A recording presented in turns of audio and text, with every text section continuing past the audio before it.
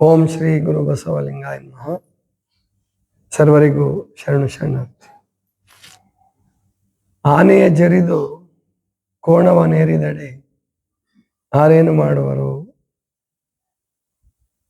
ಕಸ್ತೂರಿ ಬಿಟ್ಟು ಕೆಸರ ಪೂಸಿದಡೆ ಆರೇನು ಮಾಡುವರು, ಪಾಯಸ ಜರಿದು ಮದ್ಯವ ಕುಡಿದಡೆ ಆರೇನು ಮಾಡುವರು, ಅರಿದರಿದು ನಮ್ಮ ಗುಹೇಶ್ವರನ ಶರಣರಲ್ಲಿ ವಾದಿಸಿದಡೆ ಆರೇನು ಮಾಡುವರು.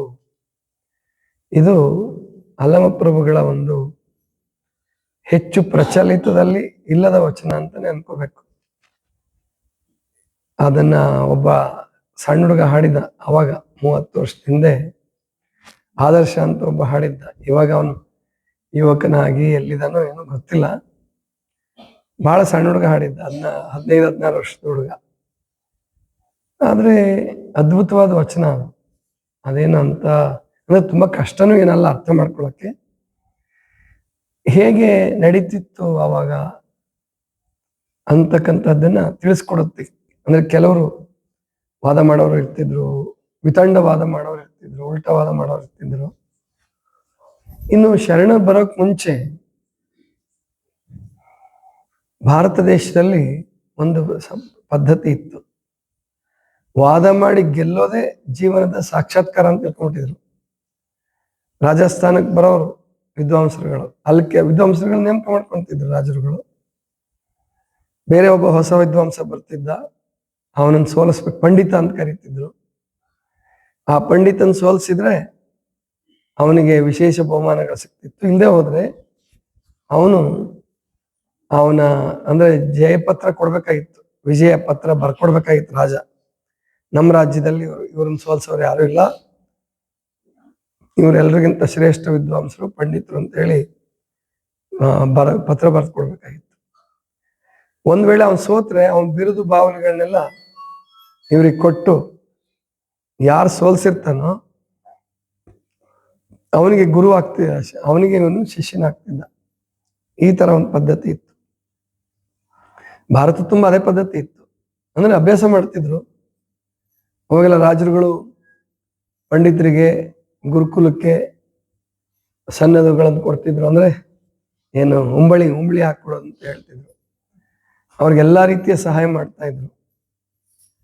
ಇವರು ವೇದಾಧ್ಯಯನ, ಉಪನಿಷತ್ತುಗಳು ಮತ್ತೆ ಪುರಾಣಗಳು ಬರೆಯೋದು, ಓದೋದು, ಮತ್ತೆ ಯಾವಾಗ ಅವನು ಪರಿಪೂರ್ಣ ಅಂದ್ರೆ ಬಹಳ ಗಳಿಸಿದ ವಿದ್ಯೆ ಅಂತ ಅನ್ಕೊಂತಾನೋ ವಾದ ಮಾಡದೇ ಇರ್ತಿತ್ತು.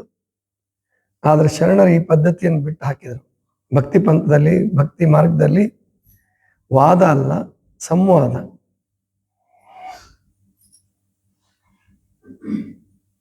ತನಗೆ ಗೊತ್ತಿದ್ದಂತಹ ವಿಷಯಗಳನ್ನ ತನ್ನ ಅನುಭವಕ್ಕೆ ಬಂದಂತ ಕಲಿತು ಅಥವಾ ಪಾಂಡಿತ್ಯಕ್ಕೋಸ್ಕರ ಕಲಿತವರಲ್ಲ ಶರಣರು. ಪ್ರಭುದೇವರು ಎಲ್ಲೂ ಕೂಡ ಪಾಂಡಿತ್ಯ ಪ್ರದರ್ಶನ ಮಾಡಲಿಲ್ಲ.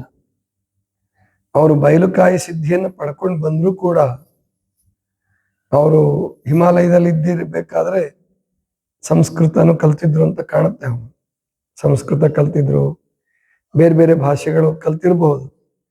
ಆದ್ರೆ ಅವ್ರದ್ದು ಕನ್ನಡ ಸಾಹಿತ್ಯದಲ್ಲಿ ಮಾತ್ರ ವಚನಗಳು ಸಿಕ್ಕಿದೆ. ಇದರ ಅರ್ಥ ಯಾರನ್ನ ಸೋಲಿಸ್ಬೇಕು ಅನ್ನೋದು ಮುಖ್ಯ ಉದ್ದೇಶ ಇರಲಿಲ್ಲ.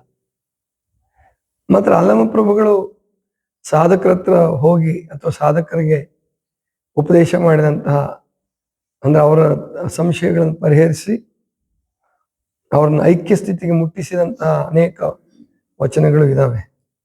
ಶೂನ್ಯ ಸಂಪಾದನೆ ಅದನ್ನೇ ಹೇಳುತ್ತೆ. ಅಂತಹ ಪರಿಸ್ಥಿತಿಯಲ್ಲೂ ಕೂಡ ಇನ್ನೂ ವಾದ ಮಾಡೋರು, ವಿತಂಡವಾದ ಮಾಡೋರು ಇದ್ರು. ಪ್ರಾಯಶಃ ಅದಕ್ಕೆ ಈ ವಚನ ಹೇಳ್ತಾರ, ಆನೆಯ ಜರಿದು ಕೋಣವನೇರಿದಡೆ ಆರೇನು ಮಾಡುವರು. ಅಂದ್ರೆ ಆನೆ ಮೇಲೆ ಏರ್ಕೊಂಡು ಹೋಗ್ಬೇಕಪ್ಪ ಅಂತಕ್ಕಂಥದ್ದು ಅದು ಒಳ್ಳೆಯ ಸಲಹೆ. ಮತ್ತು ಆನೆ ಏರೋದಕ್ಕೆ ಬಹಳ ಶಕ್ತಿ ಬೇಕು, ಅದಕ್ಕಿಂತ ಹೆಚ್ಚಾಗಿ ಶ್ರೀಮಂತಿಕೆ ಬೇಕು. ಹಾಗೆ ಇಲ್ಲಿ ಆನೆ ಮೇಲೆ ಹೋಗೋದು ಅಂದ್ರೆ ಪರಮಾತ್ಮನ ಮಾರ್ಗದಲ್ಲಿ ಹೋಗೋದು. ಆನೆ ಮತ್ತು ಕೋಣ ಎರಡೂ ಅಹಂಕಾರದ ಸಂಕೇತವಾಗಿ ಬಳಸ್ತಾರೆ.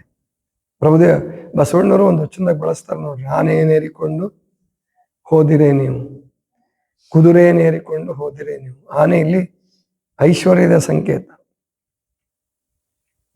ಕುದುರೆ ಅಧಿಕಾರದ ಸಂಕೇತ ಈ ವಚನದಲ್ಲಿ. ಇಲ್ಲಿ ಪ್ರಭುದೇವರು ಹೇಳ್ತಕ್ಕಂಥದ್ದು, ಇಲ್ಲಿ ಆನೆ ಅನ್ನುವಂಥದ್ದು ಅದು ಐಶ್ವರ್ಯದ ಸಂಕೇತವೂ ಅಲ್ಲ, ಅಧಿಕಾರದ ಸಂಕೇತನೂ ಅಲ್ಲ. ಆನೆ ಅಂತಂದ್ರೆ ರಾಜಮಾರ್ಗ, ಪರಮಾತ್ಮನ ಮಾರ್ಗ ಅಂತ ಅರ್ಥ ಮಾಡ್ಕೋಬೇಕು. ಕೋಣ ಅನ್ನುವಂಥದ್ದು ಮದದ ಸಂಕೇತ, ಅಜ್ಞಾನದ ಸಂಕೇತ, ಅವಿವೇಕದ ಸಂಕೇತ ಮಾಡಿದಲ್ಲಿ. ಅಂತಹ ದಿವ್ಯ ಮಾರ್ಗವನ್ನು ನಾನು ತೋರಿಸ್ಕೊಡುವಾಗ, ಗುರು ತೋರಿಸ್ಕೊಡುವಾಗ ಅದನ್ನು ಬಿಟ್ಬಿಟ್ಟು ಕೋಣವನ್ನೇರಿದ್ದಾಳೆ. ಮದದಲ್ಲೇ ಇದ್ರೆ ಆರೇನು ಮಾಡುವರು? ಆನೆಯ ಜರಿದು ಕೋಣವನ್ನೇರಿದರೆ ಆರೇನು ಮಾಡುವರು? ಕಸ್ತೂರಿ ಬಿಟ್ಟು ಕೆಸರ ಪೂಸಿದಳೆ, ಆರೇನು ಮಾಡುವರು? ಕಸ್ತೂರಿ ಗೊತ್ತು ನಿಮಗೆಲ್ಲ, ಪರಿಮಳಯುಕ್ತವಾದಂಥದ್ದು.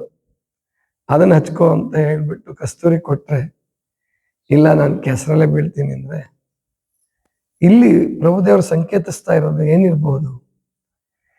ಆಧ್ಯಾತ್ಮಿಕ ಪರಿಮಳವನ್ನು ಅನುಭವಿಸು ಅಂದ್ರೆ ಕಿಂಕರನಾಗಿ ಭಕ್ತಿ ಮಾರ್ಗದಲ್ಲಿ ನಡೆದು ಆಧ್ಯಾತ್ಮಿಕದ ಆತ್ಮಾನಂದದ ಪರಿಮಳವನ್ನು ಅನುಭವಿಸು ಅಂತ ಬಿಟ್ರೆ, ಮತ್ತೆ ವಾದ ಮಾಡಿ ಅಹಂಕಾರದಲ್ಲಿ ಬಿದ್ದು ಸಂಸಾರದ ಕೆಸರಿನಲ್ಲೇ ಬೀಳ್ತೀನಿ ಅಂದ್ರೆ ಯಾರಪ್ಪ ಬೇಡ? ಏನ್ ಮಾಡೋದು? ಯಾರೇನ್ ಮಾಡಕ್ಕಾಗತ್ತೆ? ಬಿಡ್ಸಕ್ಕಾಗತ್ತಾ? ಇಲ್ಲ. ಹಾಗೆ ಪಾಯಸ ಬಿಟ್ಟು ಮದ್ಯವ ಕುಡಿದಾಡೆ ಆರೇನು ಮಾಡುವರು? ಪಾಯಸ ಶಕ್ತಿಯ ಸಂಕೇತ, ಅಮೃತದ ಸಂಕೇತ. ಪಾಯಸ ಅಂದ್ರೆ ಹಾಲಿನಿಂದ ತಯಾರಾದಂತಹದ್ದು, ಸಿಹಿ. ಪಾಯಸ ಬಿಟ್ಟು ಮದ್ಯವ ಕುಡಿದಾಡೆ, ಮದ್ಯ ಅಂದ್ರೆ ಮತ್ ಬರೆಸ್ತಕ್ಕಂಥ ಹೆಂಡ, ಸರಾಯಿ. ಇದು ಅಂದ್ರೆ ಈ ಪಾಯಸವು ಇಲ್ಲಿ ವಿವೇಕದ ಸಂಕೇತ ಆದ್ರೆ, ಸುಜ್ಞಾನದ ಸಂಕೇತ ಆದ್ರೆ, ಮದ್ಯ ಅನ್ನುವಂಥದ್ದು ಮತ್ತೆ ಅಹಂಕಾರದಿಂದ ಉಂಟಾದಂತಹ ಅಲ್ಪಜ್ಞಾನ ಅಥವಾ ಅಹಂಕಾರದಿಂದ ಮದ ಏರಿ ನಿಶೆಯಲ್ಲಿ ಬಿದ್ದು ವಾದ ಮಾಡಿದ್ರೆ ಯಾರೇನು ಮಾಡುವ? ಅರಿದರಿದು. ಇಲ್ಲಿ ಪ್ರಭುದೇವರು ಹೇಳ್ತಾ ಇರೋದು ಇದನ್ನು ಅಜ್ಞಾನಿಗಳಿಗಲ್ಲ, ಗೊತ್ತಿದ್ದು ತಿಳ್ಕೊಂಡು ಮತ್ತೆ ನೀನು ವಾದ ಮಾಡಿದರೆ ಅರಿದರಿದು ಗುಹೇಶ್ವರನ ಶರಣರಲ್ಲಿ ವಾದಿಸಿದಡೆ ಆರೇನು ಮಾಡುವ? ಅನುಭವ ಮಂಟಪ ಕಟ್ಟಿದಾಗ ಅಲ್ಲಿ ಎಲ್ಲ ಥರದವ್ರು ಬರ್ತಿದ್ರು ಮತ್ತು ಪರವಾದಿಗಳು ಅಂತ ಇದ್ದೇ ಇದ್ರು. ಗೊತ್ತಿದ್ದು ಸುಳ್ಳೆ ವಾದ ಮಾಡಿದ್ರೆ, ಸುಮ್ಮನೆ ವಾದ ಮಾಡಿ ಯಾರೇನ್ ಮಾಡ್ತಾರಪ್ಪ? ಅದಕ್ಕೆ ಮೇಲಿನ 3 ದೃಷ್ಟಾಂತಗಳು, 3 ದೃಷ್ಟಾಂತಗಳು: ಆನೆಯನ್ನ ಬಿಟ್ಟು ಕೋಣವನ್ನೇರೋದು, ಕಸ್ತೂರಿಯನ್ನ ಬಿಟ್ಟು ಕೆಸರು ಹಚ್ಕೊಳ್ಳೋದು, ಪಾಯಸವನ್ನು ಬಿಟ್ಟು ಮದ್ಯವನ್ನು ಕುಡಿಯೋದು. ಇಲ್ಲಿ ಇವು ಒಂದು ಅಹಂಕಾರದ ಸಂಕೇತ. ಆಮೇಲಿಂದ ಕೆಸರಿನ ಅಂದ್ರೆ ಸಂಸಾರದ ಸಂಕೇತ, ಬಂಧನದ ಸಂಕೇತ, ಸಂಸಾರದ ಸಂಕೇತ, ಜೊತೆಗೆ ಅವಿವೇಕದ ಸಂಕೇತವಾಗಿ ಇವುಗಳನ್ನು ಬಳಸ್ತಾರೆ. ಅದಕ್ಕೆ ನಾವು ಯಾವತ್ತು ಸತ್ಯವನ್ನು ಅರಸಬೇಕಾದ್ರೆ ಮೊಟ್ಟ ಮೊದಲು ಶರಣರು ಹೇಳೋದು ಕಿಂಕರತೆ ಬೇಕು, ಭಕ್ತಸ್ಥಳ. ಇನ್ನು ಭಕ್ತಸ್ಥಳದಲ್ಲಿ ನೀನು ಪರಾವಲಂಬಿ ಆಗಬಾರದು. ಇವರೆಲ್ಲರೂ ಏನೀಗ ಈ 3 ಲಕ್ಷಣಗಳು ಹೇಳಿದ್ರಲ್ಲ, ಅವರೆಲ್ಲರೂ ಪರಾವಲಂಬಿಗಳು.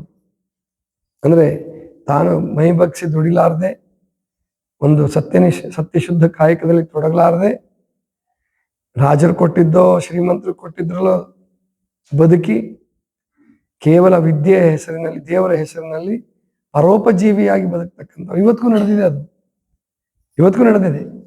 ಮಠಗಳ ಹೆಸರಿನಲ್ಲಿ ಹಿಮಾಲಯಕ್ಕೆ ನೀವು ಹರಿದ್ವಾರ ಋಷಿಕೇಶಕ್ಕೆ ಹೋದ್ರೆ ಬಹಳ ಜನ ಸಿಗ್ತಾರೆ ನಮಗೆ.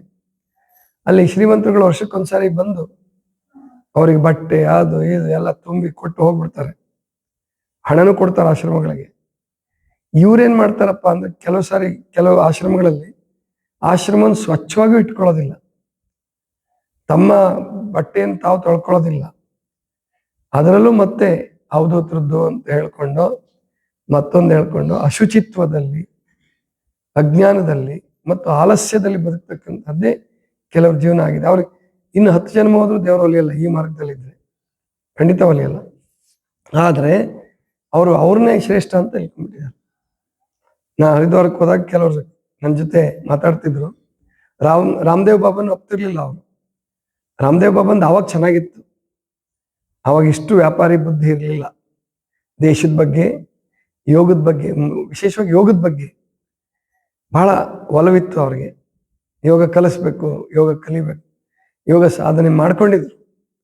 ಅದನ್ನು ಒಪ್ತಿರ್ಲಿಲ್ಲ ಕೆಲವರು. ಅವನು ಯೋಗ ಮಾಡ್ಕೊಂತಾನೆ, ಯೋಗ ಕಲಿಸಿ ಹಣ ಸಂಪಾದನೆ ಮಾಡಿದ್ರೆ ತಪ್ಪೇನಲ್ಲ, ಅದೇನು ಕೆಟ್ಟದ್ದಲ್ಲ, ಆಲಸ್ಯ ಅಲ್ಲ, ಅದರಿಂದ ದೇಶಕ್ಕೆ ಹಾನಿ ಇಲ್ಲ. ಆದರೆ ದೇವರ ಹೆಸರಿನಲ್ಲಿ ಆಲಸ್ಯಾಗಿ, ರೋಗಿಯಾಗಿ, ಶಕ್ತಿಯನ್ನು ಕಳ್ಕೊಂಡು ಬದುಕೋದಿದೆಯಲ್ಲ, ಎಲ್ಲರೂ ಹಾಗೆ ಇರಲ್ಲ, ತಪಸ್ವಿಗಳು ಕೆಲವರು ಇದ್ದಾರೆ. ಅದು ಹೆಚ್ಚು ಜನ, ಒಂದು 70-80% ಅಂಥವರೇ ಇರ್ತಾರೆ. ಅದೇ ಎಂದೂ ಆಗಬಾರ್ದು. ಅಲ್ಲಿ ಹಿಮಾಲಯದಲ್ಲಿ ಅವರು ಆ ಥರ ಇದ್ರೆ, ಇಲ್ಲಿ ಸರ್ಕಾರಿ ಹೆಸರಿನಲ್ಲಿ, ಸರ್ಕಾರಿ ನೌಕರಿ ಹೆಸರಿನಲ್ಲಿ ಆ ಥರ ಬದುಕ್ತಾ ಇರ್ತಕ್ಕಂಥವ್ರು ಡಿಪಾರ್ಟ್ಮೆಂಟಲ್ಲಿ ನೀವು ಹೋದ್ರೆ ಗೊತ್ತಾಗುತ್ತೆ. ಅವ್ರು ಬಹಳ ಅಹಂಕಾರ ತೋರಿಸ್ತಿರ್ತಾರೆ, ಆದರೆ ದೇಶಕ್ಕೆ ಒಳ್ಳೇದು ಮಾಡ್ತಿರಲ್ಲ, ಪ್ರಜೆಗಳಿಗೆ ಒಳ್ಳೇದು ಮಾಡ್ತಿರಲ್ಲ, ಕರ್ತವ್ಯ ಪ್ರಜ್ಞೆ ಇರಲ್ಲ, ಭ್ರಷ್ಟಾಚಾರಿಗಳಾಗಿ ಲಂಚ ಹೊಡಿತಾರೆ. ಇದು ಕೂಡ ಕೆಸರಲ್ಲಿ ಬದುಕದಂಗೆನೆ, ಇದು ಕೂಡ ಅವಿವೇಕದಲ್ಲಿ ಬದುಕದ ಹಾಗೇನೆ. ಆದ್ರಿಂದ ಮನುಷ್ಯ ಜನ್ಮ ಇದಕ್ಕೋಸ್ಕರ ಬಂದಿದ್ದಲ್ಲ. ಇದನ್ನು ವಿವೇಕದಿಂದ ಬಳಸ್ಕೊಂಡು, ಒಳ್ಳೆಯದರಲ್ಲಿ ತೊಡಗಿಸ್ಕೊಂಡು, ನಮಗೇನು ಬಂದಿದೆ ಪರಮಾತ್ಮ ಕೊಟ್ಟಿದ್ದಾನು ಅದನ್ನು ಹಂಚಿಕೊಂಡು 4 ಜನರ ಜೊತೆಗೆ ಬದುಕೋದಿದೆಯಲ್ಲ, ಅದು ನಿಜವಾಗಿ ಶರಣರು ಹೇಳಿದ ಬದುಕು. ಆಲಸ್ಯಗಳಾಗಿ ಅಥವಾ ಅತಿ ಸಂಗ್ರಹ ಮಾಡಿ ರೋಗಕ್ಕೆ ಕಾರಣ ಆಗಬಾರ್ದು ಮತ್ತು ಜೀವನವನ್ನು ಹಾಳು ಮಾಡ್ಕೊಳ್ಬಾರ್ದು. ಇದಿಷ್ಟು ಇವತ್ತಿನ ಚಿಂತನ. ಸರ್ವರಿಗೂ ಶರಣ.